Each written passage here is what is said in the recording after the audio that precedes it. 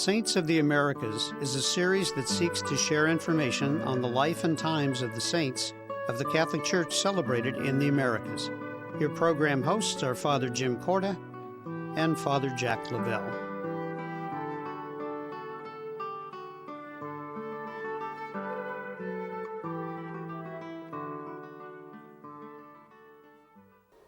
Hello and welcome to our show. Now we're going to begin by talking about Charles Nerinckx. We know he's from Belgium and he didn't come to the United States until the age of 43, but let's tell the folks a little bit about him and his early life. Well, as you mentioned, he comes to the United States a little later than some of the other priests and religious that we've spoken about in our series. He does end up in Kentucky, but prior to that, he is a priest in Belgium. Now, around the time that he is living, it's and ministering as a younger priest, it's still the remnants of the French Revolution. The church is still in persecution in France and in Belgium. We're told that for 7 years of his priestly ministry, he was in hiding. And so one of the interesting things is he would hide in the attic during the day so that no one could see him, and then he'd be out in kind of the farmyard and the chicken coop at night, all so that he could continue to minister and to serve, but a lot of it being done in secrecy.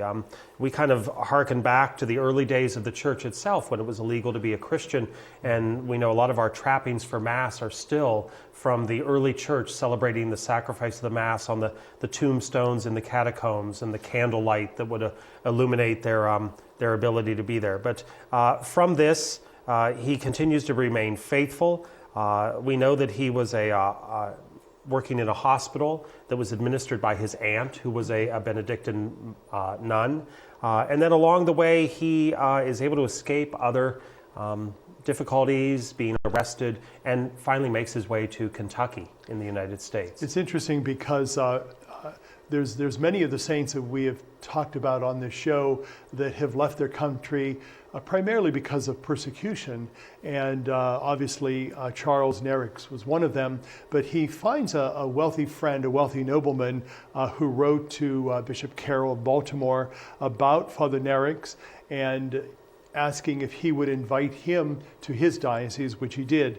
And so at the age of 43, as we had mentioned in the beginning, he leaves Belgium, he boards a ship from Amsterdam to the United States, and he's on this ship for 3 months. And tell us about his voyage. Well, as he's coming over, we know that along this journey, he considered the ship really kind of like a floating hell. It was very difficult, the conditions and all of that were going on. One of the things that he was hoping for was a better life, but all of this that's going on, one of the things we know is that when he does arrive, one of the needs that he has is he needs to study English. So he comes to this new land, but really not fully prepared for it. It really was, as you said, one of that fleeing. Things were very difficult in Belgium. They weren't great on the ship, but finally he arrives here under the auspices of Bishop Carroll and is seen as somebody who might be able to minister to people here. It's interesting because as we talk about the United States during these times, we're talking about mission territory, and many of the folks that we will be talking about, the venerables, servants of God, those who are on the way hopefully to sainthood, basically came to the United States as missionaries. And so we see his pastoral care really is a vast area which takes about half of the state of Kentucky. He visits flock on horseback, takes 6 weeks at a time to go from place to place to minister to people. And then we see in 1815 and again in 1820, he goes back to Europe in search for other priests to join him in this mission. And isn't that oftentimes what happens even in religious congregations? Once they set up a congregation here, they'll go back to their homeland to recruit more young people and more religious to come back to serve in their ministry. And so we see that this is happening. Let's talk about, in the last about 4 minutes of our time together, the foundations that he began. Well, as you mentioned, he does go back and invite others to come. It's worth noting that one of the recruits that he brings back with him is a Father Peter, who becomes one of the most faithful ministers to the Native Americans. As you mentioned, though, he does continue to allow the church to flourish in the foundation of different communities. He founded the Sisters of Loretto, known formerly as the Friends of Mary, at the foot of the cross in 1812. We know that one of the other things that he's really proficient in is procuring religious articles and bringing other items that we might take for granted nowadays, but to really supply the people that he was ministering to with rosaries and with other images of the saints or of the Blessed Mother or the cross itself. So that was a great thing that he worked to achieve, these devotions, because again, you're looking at a church territory, as you said. He's going on horseback from place to place. He wasn't there every Sunday for every one of these congregants. And so there really was a great sense of responsibility on the people that he was imparting the faith to take some responsibility for themselves, to continue to invite those prayers and those devotions into their lives. I think that's something we kind of take for granted or don't understand was part of that growing church in our country. We do know also that he was very interested. His missions would reach out to girls being taught, which was something that was not readily available. Again, ministering to Native Americans, to slaves. And so we really see, as we do with many of these types of men and women on the road to sainthood, a desire to reach out to the most disenfranchised among society. And we know that ecclesiastically his life takes another turn. We know that in 1808, John Carroll, who was then the Archbishop of Baltimore, recommends Father Nerinckx to be appointed Bishop of New Orleans. When the appointment came through, Father Nerinckx declined the appointment because he thought that there was too much work for him to do in that vast area of Kentucky. And in 1824, though he asked Bishop Benedict Flagler, who was the Bishop of Bardstown, to permit him to move farther west. And so we see that whole sense of his missionary journey being moved more out into the frontier. So he had a real sense of wanting to minister to the people in those remote areas of the United States. And then in closing, in our final minute, let's share something about his passing. Well, as you mentioned, this desire to move forward is in the year 1824. So we know that he left Loretto and actually was moving out more into the area that we know now as the state of Missouri. Unfortunately, he's only there for a few months before illness takes hold and he dies. We know that his body was transported back to the Sisters' Mother House in Loretto 10 years later to be a source of veneration and prayer to the sisters and other visitors to his tomb. And we just would like to close that Father Nerinckx did establish many churches, congregations throughout his missionary journeys, many of which are still in existence today. Stay with us. We'll be back in a moment.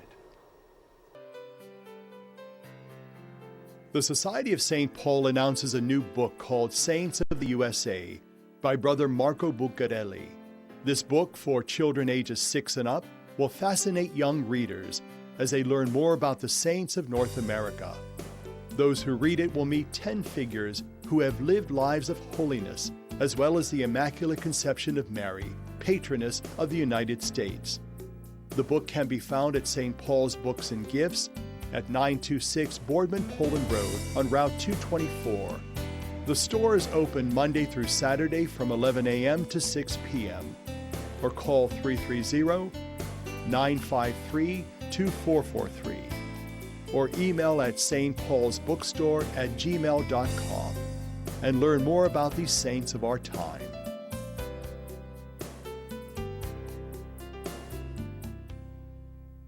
I am Marino. Yo soy Marino. Marino, an American Catholic organization of priests and brothers, has been reaching out to those in need for nearly 100 years in 26 countries throughout the world. Missioners, workers, volunteers, supporters, we are all Marino. I'm Father Mike, and I am Marino. I am Marino. I am Marino. I am Marino. I am Marino. I am Marino. I am Marino. Welcome back to our show. Now we're going to talk about Father Felix de Andreis. Born in Italy, tell us more about him. Well, he was born in 1778 in northern Italy. As a young man, a desire to be part of religious life, he joins the Vincentians, a community founded by St. Vincent de Paul.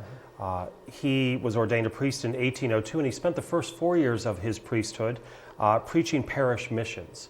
We are told, though, that his health starts to fail, and whose superiors are concerned for his health. So rather than him going from parish to preach, they feel that if he stays in one location, it might be better for his health. With the keen intellect that he had, and already having impressed them by his preaching, they assign him to Rome to teach in the seminary. And we know that he teaches there for about 10 more years of his priesthood. While he was preaching, however, a retreat to priests at the seminary, there was a bishop from Louisiana, Bishop de Bourgh, who was present for one of his mission presentations, and he was quite captivated with Father Felix and with the knowledge and the wisdom and the spirituality in which he imparted. And he was so taken with him that he wanted him to come with him to Louisiana, to come to the New World and to preach, perhaps to form new priests for the church here in the United States.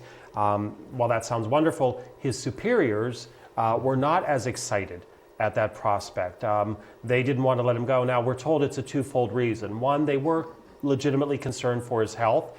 If he couldn't go around and preach in parishes in northern Italy, how would he take a journey to this new world and be in all of this foreign territory? But the other was they had already established him as someone who was responsible for the education of their priests.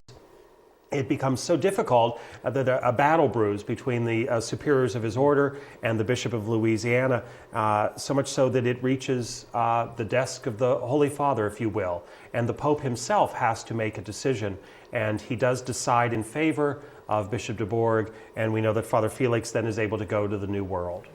We also know that, first, however, that the bishop and Father Andreas and the Vincentian superior signed a contract that stipulated that he would have to recruit more Vincentians to come to the United States with him to engage in this mission style that Father Andreas was really drawn to. And so he did that with the hope of erecting a seminary at the time. And so Father Andreas eventually recruited 13 volunteers. He recruited priest brothers and seminarians, and they came with him. And later, one of them was eventually the Bishop of St. Louis and administrator of the New Orleans diocese.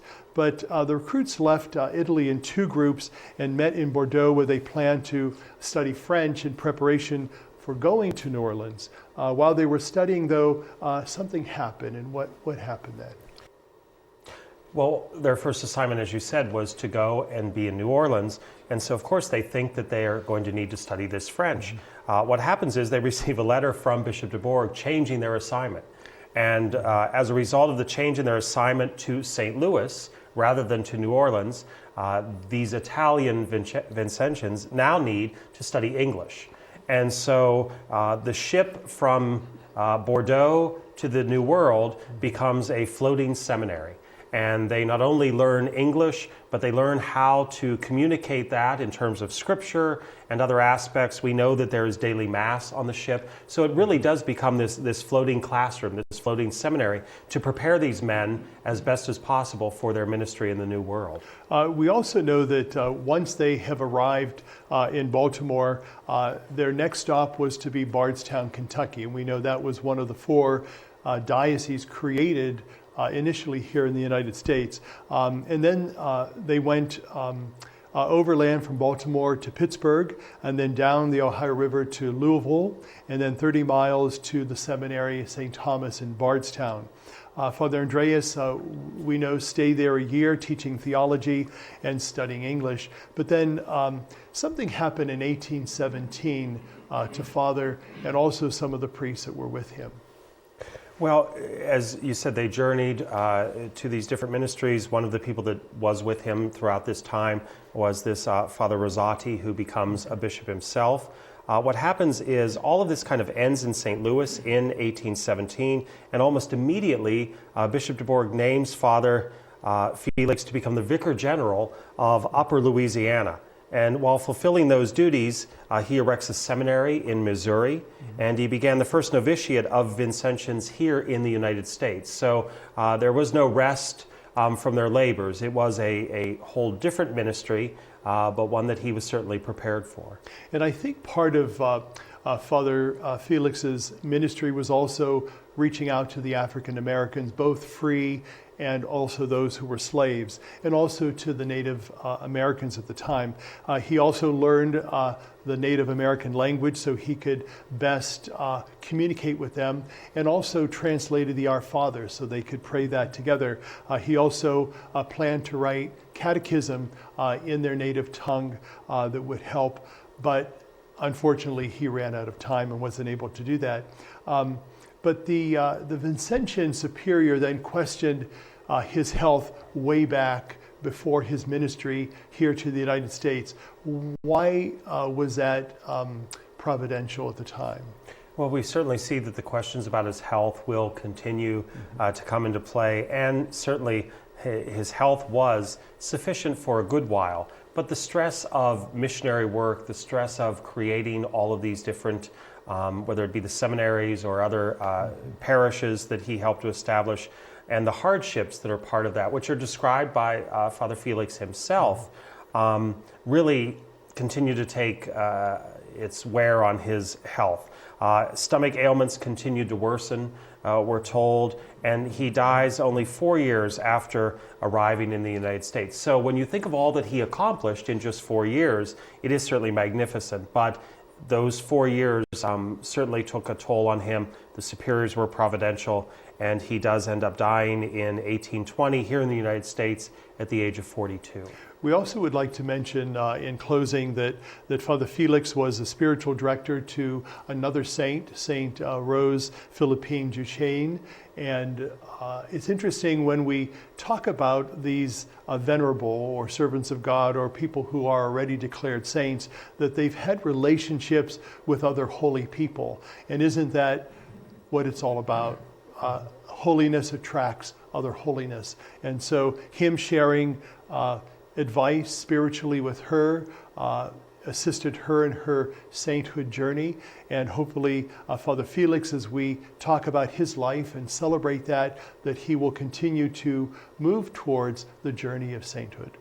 Stay with us. We'll be back in a moment. The Society of St. Paul announces a new book on Louis and Zélie Martin, parents of St. Therese of the Child Jesus. The book focuses on her parents' journey towards sanctity in their family life and social commitments. This book was compiled for couple and group sharing and is meant to strengthen the journey of all in marriage and family life towards sanctity and holiness. The book can be found at St. Paul's Books and Gifts at 926 Boardman Poland Road on Route 224, located across from the Olive Garden restaurant. The store is open Monday through Saturday from 11 a.m. to 6 p.m. or call 330-953-2443 or email at stpaulsbookstore@gmail.com and learn more about these witnesses of our time. My name is Sister Mary Claudina, and I run a home for abandoned children. I want to take care of children who have no parents, because luckily I come from a very loving family. There are 8 of us.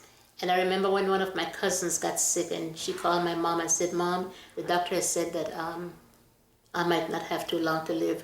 Will you please raise my 3 children for me?" I remember we had a meeting at home, and my dad called a meeting, and my mom was explaining to all of us. And my father said, this powerful word, he said, "We already have 8. What is 3 more?"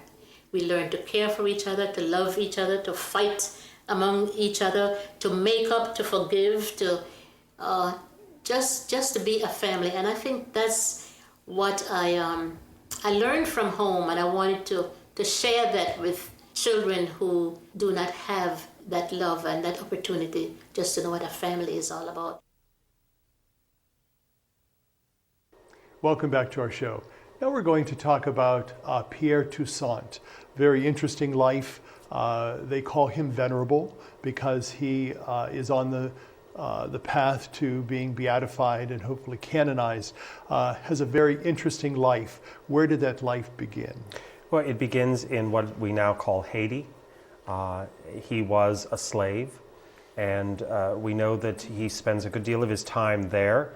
He was born in 1766 as a slave, as I mentioned, on a plantation owned by a Frenchman named Jean-Jacques Berard, and he worked as a domestic servant. So there were differentiations among different slaves, and so he was not a field slave, he was in the household.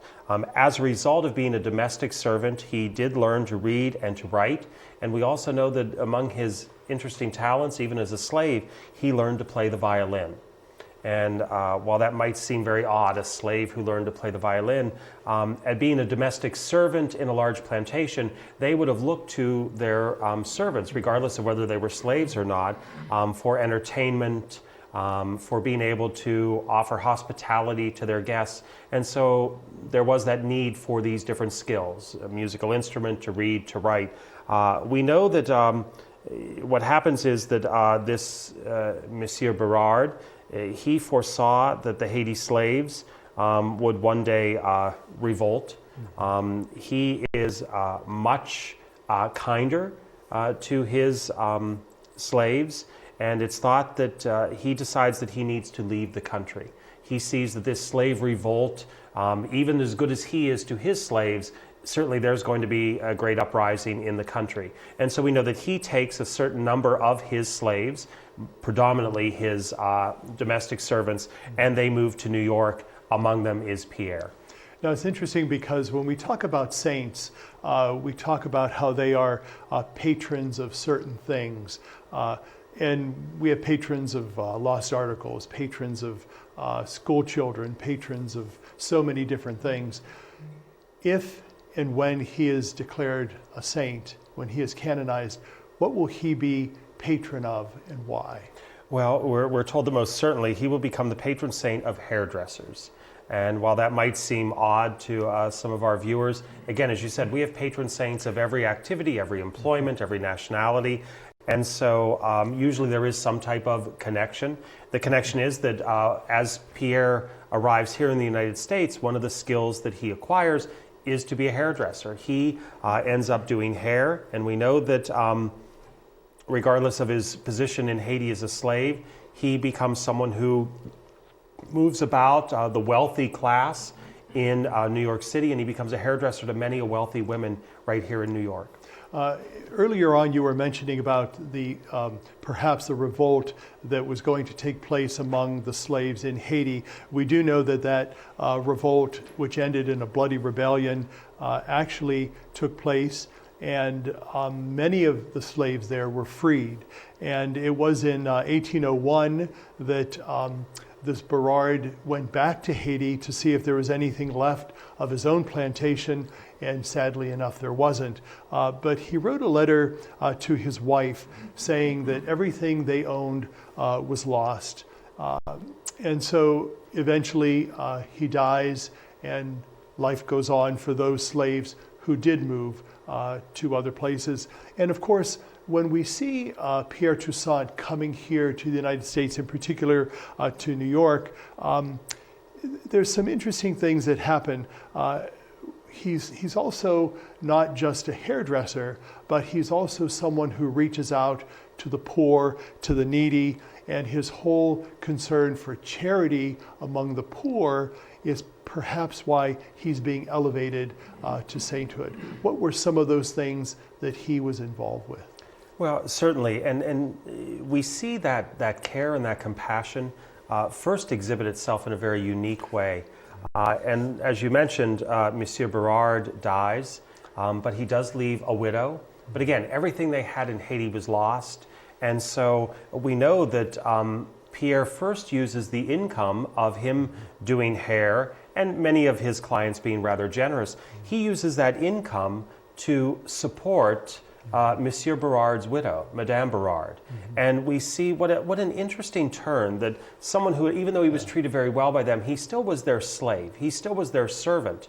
But he will not even abandon this woman in her destitution. So he uses his income to kind of prop up his former owner, if you will. And so that then has him move forward. And we see that he really, and she ends up dying of tuberculosis, and he himself then inherits the home that he had helped her maintain and keep. We know that he continued to work as a hairdresser, but as you said, he really wanted to reach out to others, and we know that he found a desire to be close to God. He quoted the Beatitudes often. We know that there was this desire for the imitation of Christ to be part of his life, and so it was really reaching out and offering himself in many ways. We know he eventually marries, and he and his wife adopt his sister's daughter. She sadly also dies at the age of 14 of tuberculosis, but he continues to reach out, and ultimately continues to be able to practice his faith in a very public way in St. Peter's Church in New York, and there finds ways to continue his service. And earlier on, we talked about how holiness attracts holiness. We talked about some of the relationships of saints and how they are advisors or spiritual advisors or friends or missionaries with other ones who accept their mission in charism. And so we know that Pierre Toussaint also worked with St. Elizabeth Ann Seton in reaching out to the poor, especially through the Daughters of Charity, funding needs for the orphans. And so we also know that he reached out to educate African Americans at the time, poor African Americans at the time, and also subsequently sent food and clothing and medical items back to Haiti to support his own people there. There's interesting points about the population in New York City at the time, and many of those who found refuge in New York. Let's talk briefly, 1 minute left of our time together, about that. Well, during his lifetime, later years, the population of New York City decreased by half because of an epidemic of yellow fever. And we know that many people fled, but he remains behind to help nurse victims of the epidemic who cannot leave because they are infected, including bringing a white man with yellow fever into his own home. So again, we see this man who was, from the beginning of his life, a slave, who I'm sure dealt with racism his entire life. He would, again, that imitation of Christ, he saw Christ in everyone, regardless of color, creed, a desire to help and serve and minister all. And sadly, he dies in 1853. Thank you for being with us. Have a good day, and God be with you.